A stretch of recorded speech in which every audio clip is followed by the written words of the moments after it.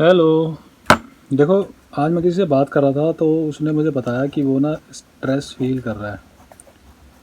पर stress feel क्यों कर रहा है? क्योंकि वो जो है ना एक नीट एस्पिरेंट है। तो एक नीट का एग्ज़ाम होता है। मुझे भी प्रॉपर पता नहीं है कि किस चीज़ का होता है, शायद इंजीनियरिंग के लिए होता है। कमेंट करके बताना किस चीज़ का एग्ज़ाम होता है। पर एक एग्ज़ाम होता है जिसकी वो तैयारी कर रहा है, नीट। और उसको लेके वो स्ट्रेस में है क्योंकि उसकी डेट्स भी लगता है कि आगे पीछे हो गई है। तो फ्रस्ट्रेशन हो जाती है ना, वो चीज़ हो रही है कि भाई एग्ज़ाम की तैयारी कर ली, अब वो डेट आगे बढ़ गई या वो कैंसिल हो गया। तो ऐसा सीन चल रहा है।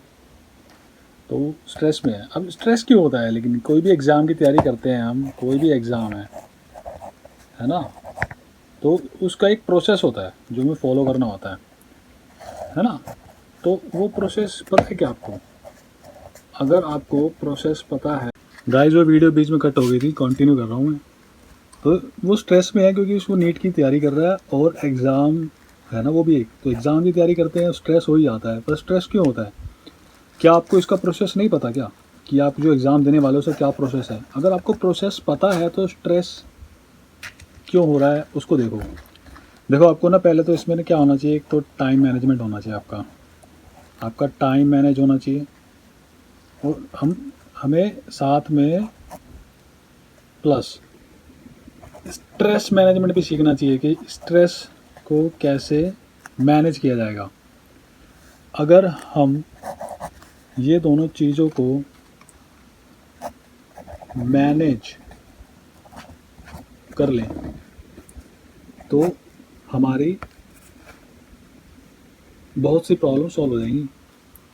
अभी स्ट्रेस होने का कारण क्या होता है? स्ट्रेस होने का कारण होता है कि हमें हमारी प्रायोरिटीज़ नहीं पता। आपको आपकी प्रायोरिटी पता है क्या? आपकी प्रायोरिटी क्या है? देखो, अभी आपका प्रायोरिटी किसको लेकर, प्रायोरिटी किसको लेकर नहीं होती, प्रायोरिटी होती है। सबसे टॉप प्रायोरिटी आपकी क्या है? आपकी सबसे पहले टॉप प्रायोरिटी है ऑक्सीजन। आपको ऑक्सीजन मिल रहा है? मिल रहा है, ठीक है। दूसरी प्रायोरिटी आपको फूड, फूड मिल रहा है? मिल रहा है, ठीक है। तीसरी प्रायोरिटी आपकी उसके बाद क्या आ रही है? वाटर, वाटर मिल रहा है? मिल रहा है, ठीक है। उसके बाद आपकी बेसिक नेसेसिटीज़ क्या होती है ना? रोटी, कपड़ा, मकान। तो ये आपके पास है, मिल रहा है, ठीक है। तो ये आपकी ये वाली प्रायोरिटी सब पूरी हो गई है ना। तो यही तो है हमारी प्रायोरिटी कि हमें जीनी। और फिर ये लाइफ है कि भाई रोटी, कपड़ा और मकान चाहिए रहने के लिए सोसाइटी में।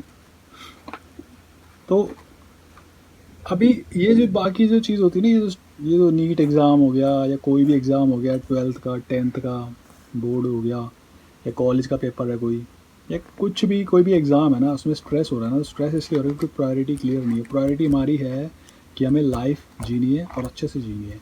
और ये तो एक पार्ट है ना लाइफ का, ये पूरी स्टोरी थोड़ी है।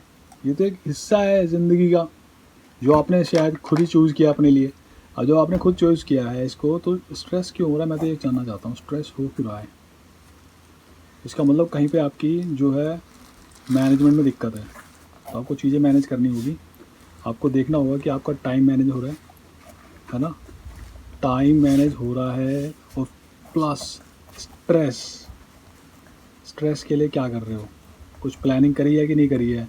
आप इसके लिए क्या कर सकते हो? इसके लिए कोई फ़न एक्टिविटी कर सकते हो, टाइम स्पेंड कर सकते हो किसी ऐसे के साथ जो तैयारी ना कर रहा हो, ताकि माइंड फ्रेश हो जाए और पता चले कि जो तैयारी नहीं कर रहे वो कैसे लाइफ एंजॉय कर रहे हैं या जी रहे हैं। और कई बार क्या है ना, प्रायोरिटीज़ को भूल के हम स्ट्रेस में आ जाते हैं। तो प्रायोरिटी हमारी यही है कि हमें स्ट्रेस फ्री रहना है। स्ट्रेस फ्री कैसे रहना है? स्ट्रेस फ्री रहना है हमें अच्छी लाइफ जी कर, मतलब हमारी बेसिक ज़रूरतें पूरी करनी है। हमें हेल्दी रहना है, फिट रहना है, एक्टिव रहना है। और ये जो सारी चीज़ें ना, ये तो एक साइड बाय साइड चलता ही रहेगा। अभी नीट एग्ज़ाम है, फिर कभी कोई और चीज़ हो जाएगी, जॉब की हो जाएगी, फिर आगे कोई और प्रोसेस आ जाएगा। तो ये तो फॉलो होते रहेंगे। इसके लिए स्ट्रेस थोड़ी ना लेना है। अगर नहीं हो रहा है, मान लो कि अगर स्ट्रेस हो रहा है तो इसलिए हो रहा है ना क्योंकि आपने रिजल्ट की चिंता कर ली कि भाई नहीं होगा मेरा सिलेक्शन, या मेरा नहीं हुआ उसमें क्लियर एग्ज़ाम में, तो मैं क्या करूँगा। ये सब वरीज आ जाती है ना, तो स्ट्रेस देती है। तो अगर मान लो कि नहीं हुआ आपका सिलेक्शन, सबका थोड़ी ना होने वाला है, कि मान लो कि आपका नहीं हुआ तो क्या हो गया, तो क्या हो गया, ये भी मैनेज करना है आपको कि अगर नहीं होता तो क्या हो गया। इसका जवाब आपके पास होना चाहिए। अब मैं ये नहीं कह रहा कि भैया इसका जवाब ढूंढ लिया आपने तो अब आप फेल होने की तैयारी कर रहे हो, नहीं नहीं नहीं, आप प्रैक्टिकल हो रहे हो। नहीं होता तो क्या, है ना, वो बैकअप प्लान नहीं है, वो एक सिचुएशन को हैंडल करने का तरीका है। बैकअप प्लान वो होता है कि आपने फिर तैयारी छोड़ दी कि हाँ यार ये नहीं हुआ तो वो कर लेंगे, नहीं ऐसा नहीं है, आपने तैयारी करनी है, पर एक माइंड में ये भी लेके चलना है कि अगर नहीं होता है तो क्या हुआ फिर, है ना। तो स्ट्रेस कुछ कम होगा। अगर मेरी बात अच्छी लगे, रेजोनेट करे, तो यार लाइक करें वीडियो को, शेयर करें और सब्सक्राइब कर लें यार चैनल को, कमेंट करके बताएं और क्या क्या वीडियोस मैं बना सकता हूँ।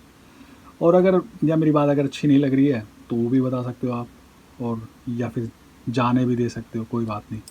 बाकी who wants deep true love, I am love.